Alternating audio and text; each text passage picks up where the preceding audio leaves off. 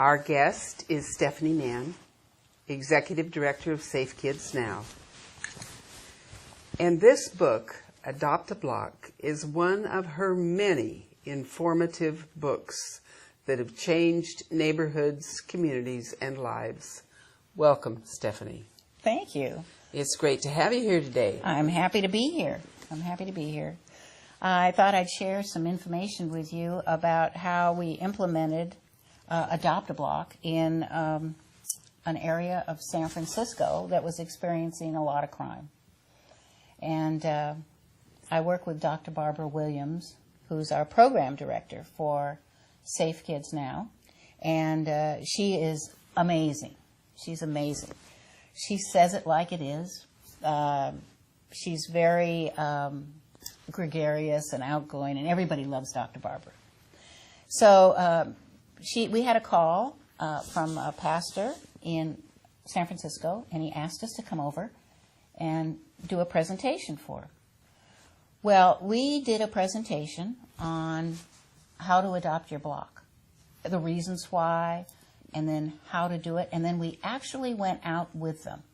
We got them organized, and we got them into teams of 3 people and sent them into the neighborhood to ask 3 questions.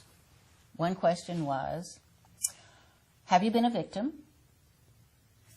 What's your biggest concern in the neighborhood? And will you help? Wow. Well, they were a little frightened at first, but once they got into it, they were so surprised at how, well, let me say first, that some people wouldn't even come to the door. This is a high-crime neighborhood. Right. Some people would go away, go away. Right. But some people did come to the door. And they asked their 3 questions, and one person would say, I'm wondering, what can I do? A lot of people didn't know what to do. And they said, yeah, I will help. Well, the one next door, now this was kind of interesting to me. This is a little neighborhood church in a neighborhood, so it's a house that's been converted into a church. So next door was this house with vehicles, and they did work out there on the sidewalk, motorcycles, repair, and all of that. So the pastor in the church next door, and he even told me this, he said, we had been praying that they would move because they were such a eyesore in the neighborhood. Well, when they approached the man that owned this little house, the man said, that's great. I'm glad to help. He said, as a matter of fact, I belong to an automobile club, and if we have a block party, we'll bring some automobiles here for the kids and show them how to repair cars. He said, I'd love to help, in the neighborhood. And then he went on to say, if there's somebody in the church that has an old car, we can fix it up for them and sell it and give you guys the money. They went, what? That got their attention. The very guys they wanted to get rid of. That's what the pastor said. Right. He said, oh my gosh, we wanted to get rid of these guys, and now they want to fix up an old car and sell it and give us the money. So you don't know who is out in your neighborhood unless you make connections.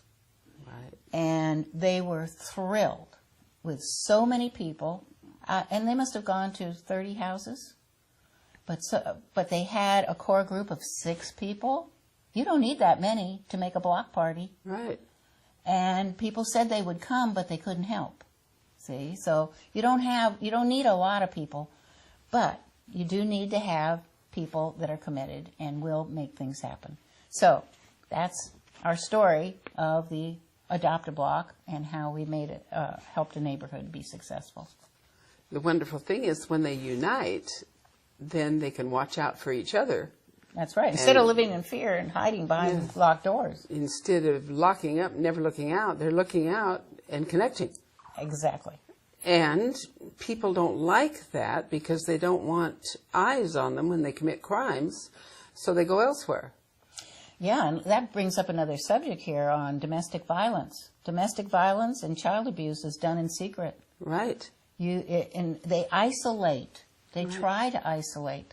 So if we can break down that isolation, we can help people get out of, domestic violence situations. Well, if we can quit turning our backs and pretending it's not happening and That's shine right. a light on it and pay attention to it and acknowledge that it exists, Absolutely. that in itself causes it to shrink. Absolutely. Because people that commit these crimes don't want witnesses. No. And the eyes of the community are everywhere. The eyes of the police are not. The eyes of the community are everywhere people go. Well said. That's exactly right. Right. Thank you. So thank you for the great message. Thank you, Rebecca.